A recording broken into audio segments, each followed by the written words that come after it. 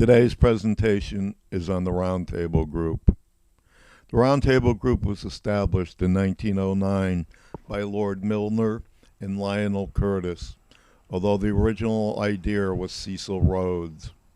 Rhodes was sent to Africa and financed by the Rothschilds. He started De Beers diamond mines and gold fields of South Africa.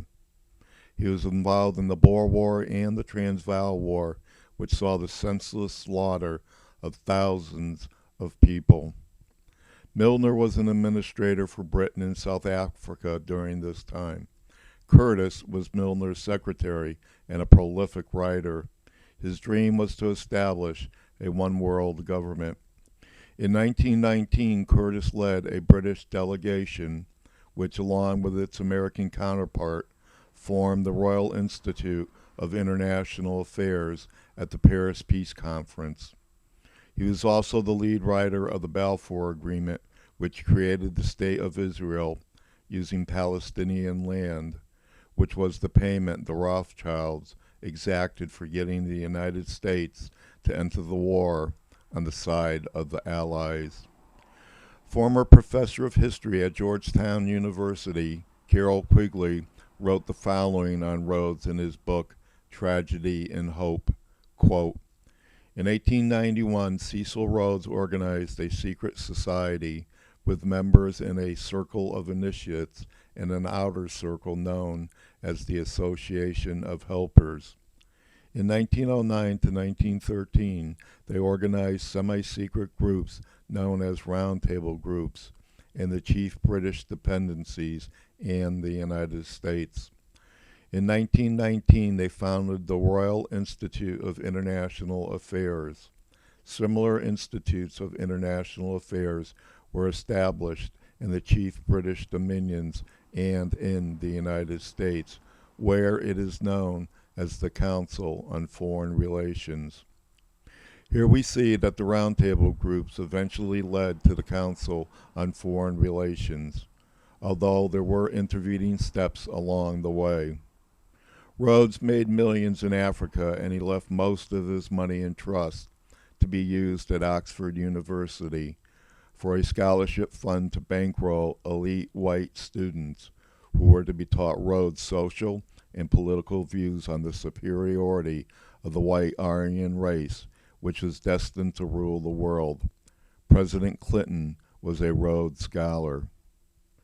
Rhodes' will states, quote, to and for the establishment, promotion, and development of a secret society, the true aim and object whereof shall be for the extension of British rule throughout the world, the perfecting of a system of emigration from the United Kingdom and or colonization by British subjects of all lands where the means of livelihood are attainable by energy, labor, and enterprise, and especially the occupation by British settlers of the entire continent of Africa, the Holy Land, the Valley of the Euphrates, the islands of Cyprus and Candia, the whole of South America, the islands of the Pacific, not heretofore possessed by Great Britain, the whole of the Malay Archipelago, the seaboard of China and Japan, the ultimate recovery of the United States of America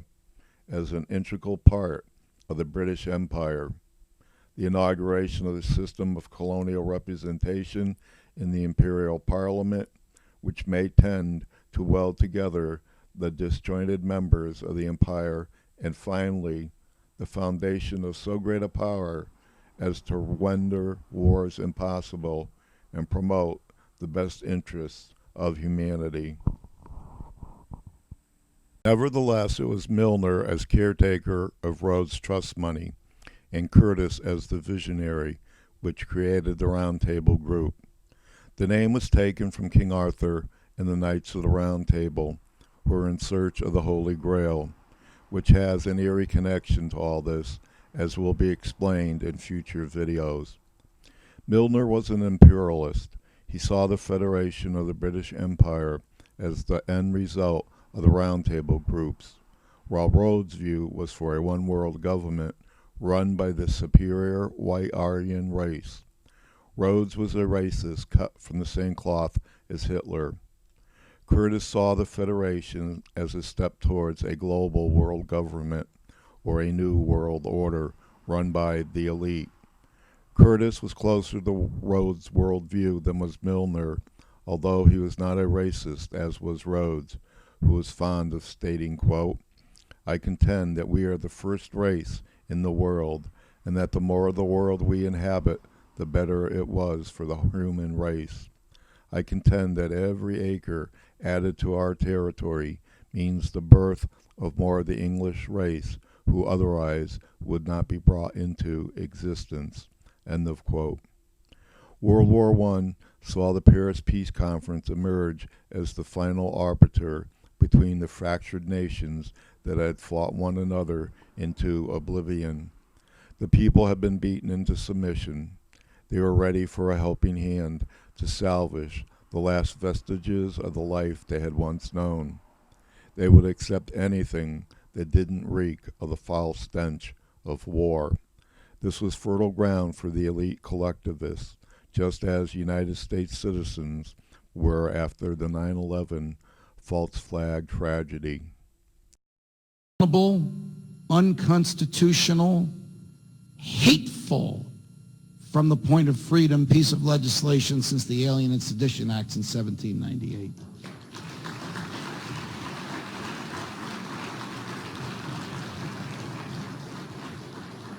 John Ashcroft told the House Judiciary Committee and the Senate Judiciary Committee the Patriot Act was so important that they didn't have time to read the statute before they could vote on it.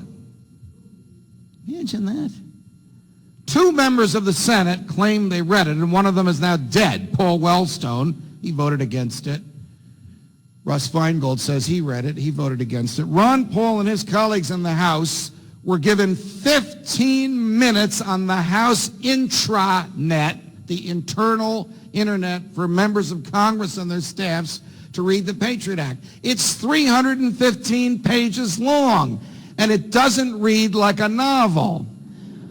I have read it. I have read it twice. In order to read it, you have to have in front of you the entire United States Criminal Code, because most of the Patriot Act says in 14 U.S.C. 1523, move the comma, change or to and, change 6 months to 8 months. It will take days to read this.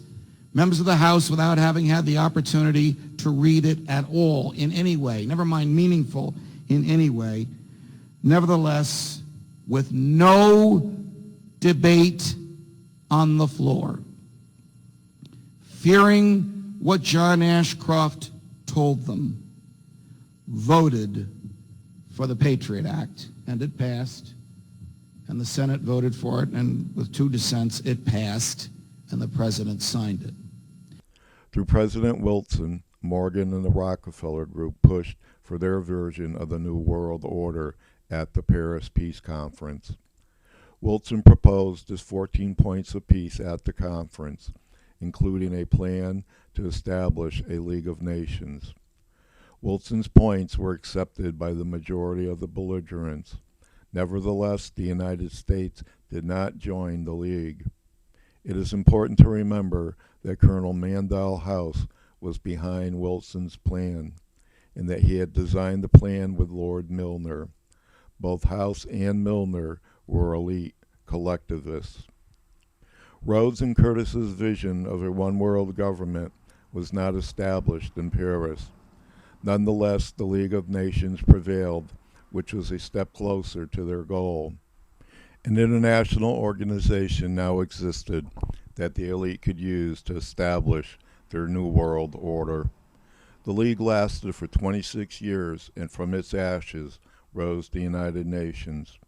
The UN is the ultimate institution presently used by the elite to establish their one world dominion.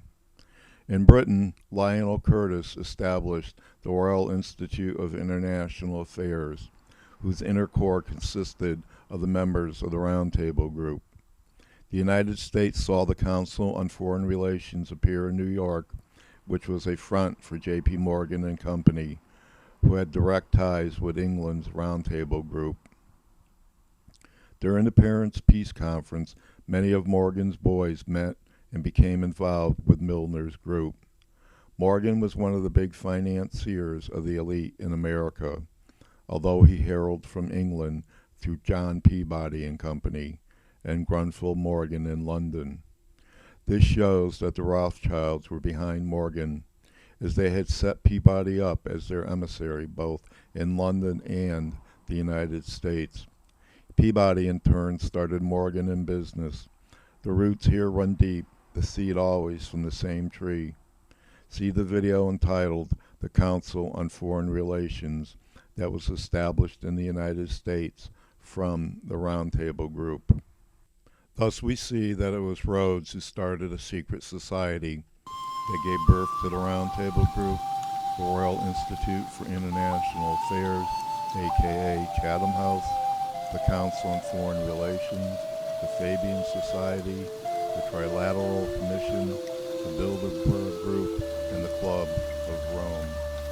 The seed had been planted with care, and it grew prolifically, and it continues to grow to this day.